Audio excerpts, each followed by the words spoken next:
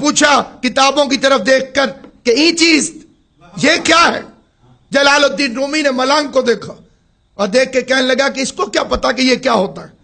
اس نے کہا کہ یہ علم کہ تو نہ دارد، یہ وہ علم ہے جسے تو نہیں جانتا۔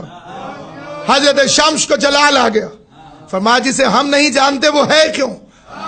انہوں نے کتابیں اٹھائی اور پانی میں پھینک دی، ساتھ ہی تالاب ہے اور پانی میں کتابیں ڈوب گئیں۔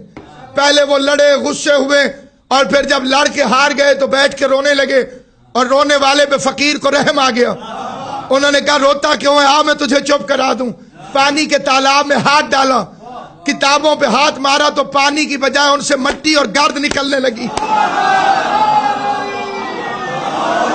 جلال الدین رومی نے حیران ہو کے پوچھا یہ چیز یہ کیا ہے؟ شمس نے مست ہو کے کہا یہ وہ علم ہے جسے تو نہیں جانتا۔